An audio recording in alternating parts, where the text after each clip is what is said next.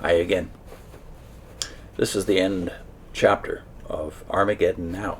We're on page 212 of the chapter Jerusalem, What Now? In October 1973, on the holiest of Hebrew holidays, Yom Kippur, Israel was suddenly attacked by Syria and Egypt. The Israelis were nearly defeated in the early days of the war, and most likely would have been if Syria had not failed to follow up her initial thrust. But after a counter-invasion of Egypt by the Israeli army, a ceasefire was arranged.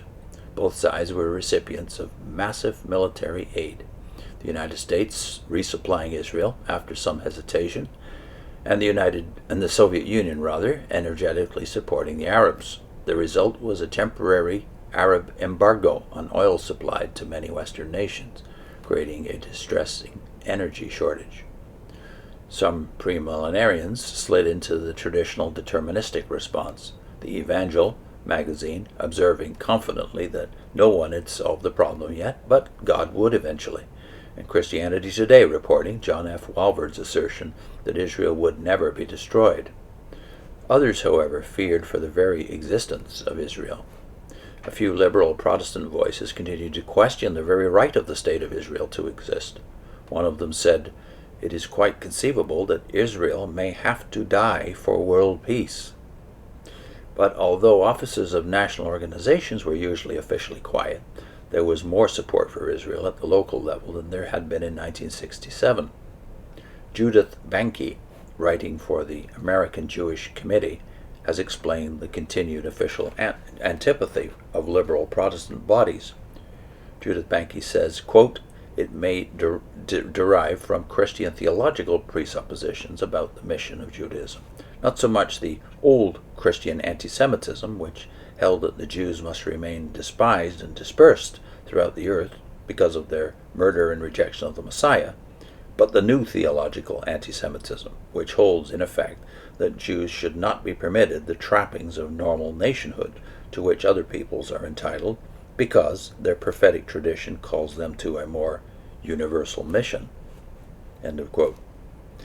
Polls of general opinion showed the same pattern of response as in the June War. Back in 1967, 47% were sympathetic to Israel, 6% to the Arabs, and the rest were uncommitted. A commentary writer observed, quote, "In the gross, Americans sympathize with Israel, but not so intensely that they are ready to sacrifice a great deal to save her." End of quote. Among premillenarians, though, the threat to Israeli existence brought appeals for active support and sacrifice. Donald Barnhouse, in Eternity magazine, called for American aid, asking, "Have we no practical obligation under the biblical commandments about loving Jerusalem to help bear the cost of fighting off attacks against it?" He advocated cutting back on energy use by forming carpools and using mass transit in order to free American foreign policy from Arab pressure. The First Baptist Church of Dallas, the largest church in Christendom, took an advertisement in the Dallas Morning News urging Christians to write their congressmen in support of Israel and to donate to the Jewish Welfare Federation. Although Malcolm Couch did not claim that everything Israel said and did was right, in Moody Monthly he called for a letter campaign to congressmen and editors and attributed Britain's difficulties in the energy crisis to divine punishment for British treatment of the Jews in the 1930s and 40s.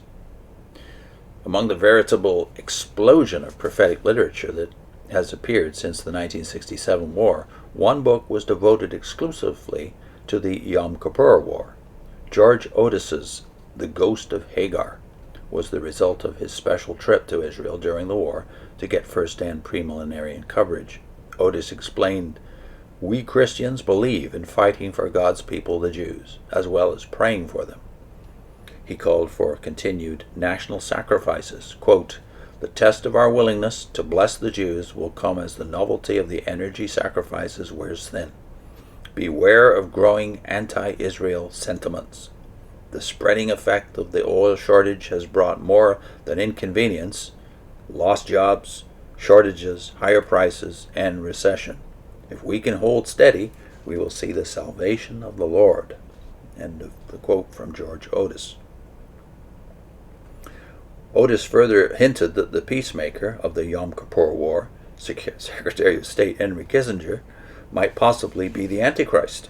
Such speculation was rampant in premillenarian circles.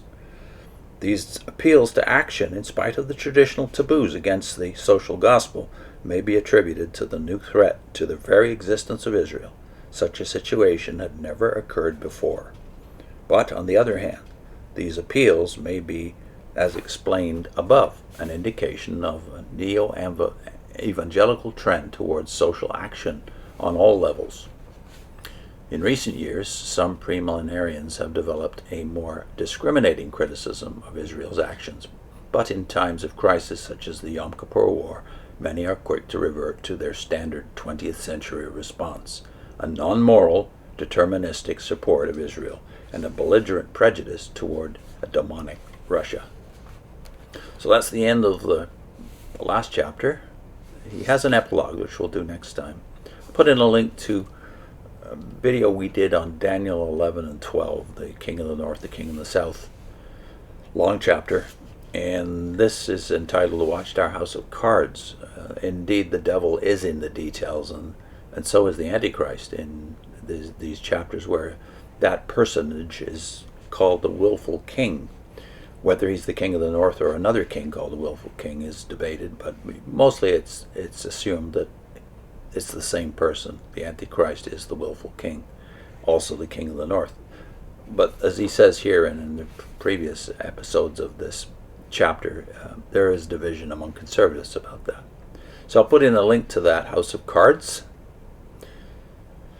and also to the Daniel playlist, which it's part of. See you next time.